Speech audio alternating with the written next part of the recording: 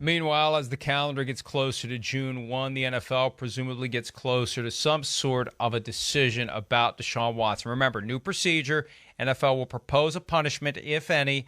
A disciplinary officer, former federal judge Sue L. Robinson, was a member of the U.S. District Court for the District of Delaware. She's the disciplinary officer who will take it from there, enter a decision, and then the commissioner has exclusive appeal rights and ultimately is going to have final say, as he always tends to do, on what will happen with Deshaun Watson. His lawyer, Rusty Hardin, told Mary Kay Cabot of the Cleveland Plain Dealer a couple of things, and I think they're all very significant. One, there are no settlement talks in the offing, which means 22 cases move forward. But two, he said they expect to hear from the league in June about whatever it is they're going to do, and then they figure everything out from there. So they're bracing, finally, for something from the NFL after all these months. They met with him for 3 days last week.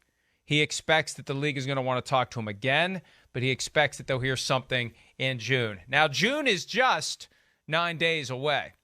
I still believe, Chris, that this Friday is a day to watch because bad news dump, Memorial Day weekend, world slows down, and the NFL has the first step to make in this, which is, what do we propose the punishment to be? I won't be surprised if the rest of us hear something. Rusty Hardin may not hear anything until June, but the rest of us may hear something on Friday about what the NFL is thinking. I wouldn't be surprised either. I wouldn't. I mean, I'm a little surprised that, again, that it's going to go forward with, without settlements and all that.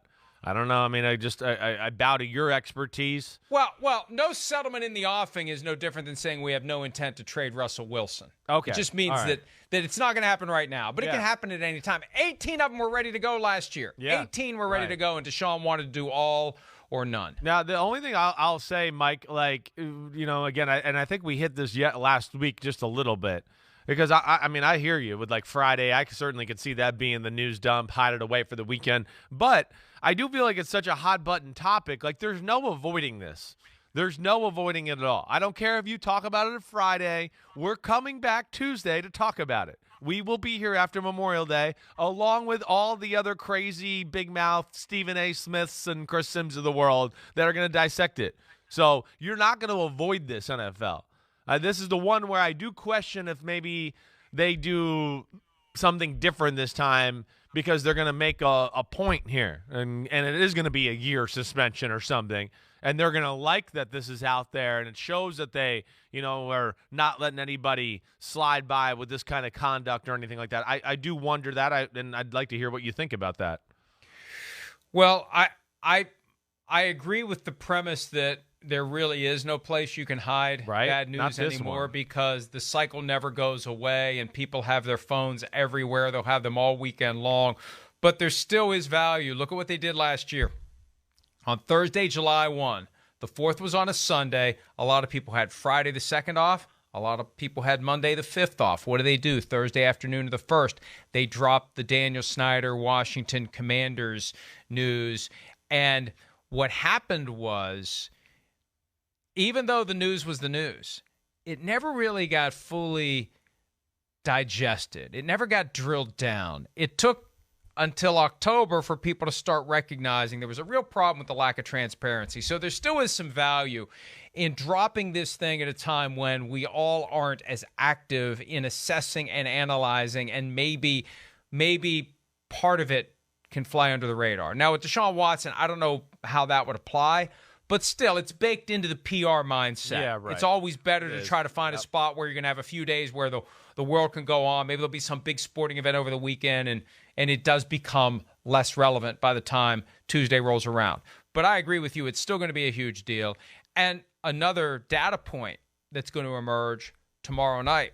HBO made this announcement on Friday. Real Sports with Brian Gumbel, Soledad O'Brien, interviewing several of the women who have accused Deshaun Watson of sexual misconduct during massage therapy sessions, several of the 22 who have sued him. They won't identify who.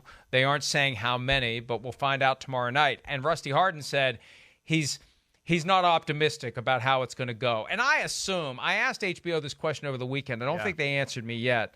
I assume they reached out to Watson. If he would have wanted to give his side of it, he could have given his side of it. I mean, if they're going to complain that it's a one-sided presentation of the facts, and you said no comment, well, of course it's one-sided at that point. Yeah. You said no comment. Right. You want to sit down and give an interview? You could have sat down and given an interview too. Yeah, I would think so. You're right. I mean, I don't know. Real Sports, Brian Gumbel, they seem to usually be like about getting to the truth and being fair. I would think that if they've talked to these accusers, they reached out to Deshaun Watson, certainly. But I mean, when I saw that news last week, yeah, I'll be tuning into that tomorrow night. I will. I mean, come on. It's Deshaun Watson. This is a huge story. I still can't believe we are where we are with this whole thing, and everything's gone down the way it has. I'm still in shock with the way Cleveland's handled it, the fact that they gave him the greatest contract ever, and the fact that they screwed over Baker Mayfield and continue to screw him over. It's all like unbelievable, fascinating, real-life drama in the NFL. So, yeah, I'll be watching tomorrow night too. I am. I laugh, and I also become very dismayed by the many Twitter Matlocks out there who think they know how the legal system works. And I saw the argument yesterday from someone that, not anyone with a blue check, but it's just disheartening that so many people think they know so much about things that they obviously know nothing about. People spouting off the idea that he said, she said versions of what happened don't count as evidence, like they automatically cancel each other out. So if one says something happened and the other says no, there's no evidence that anything happened. That's just not how it works. That is not how it works. It's never been how it works. Both versions are evidence. The question is, which of the evidence is more persuasive? Maybe they do cancel each other out. But maybe, just maybe, through the process of questioning the witnesses, drawing out the stories, making the arguments, a jury looks and says, I believe her more than I believe him. Yeah. I believe him more than I believe her. You know, that's one of the realities of doing these massage therapy sessions in a room with no witnesses. You're at the mercy of whatever the massage therapist is going to potentially claim later. And that massage therapist is at the mercy of whatever the customer is going to claim later. If there's no third party, if there's no one else present, if there's no other way to prove what happened, all the evidence you're going to have is he said, she said. Yeah. But it's still evidence.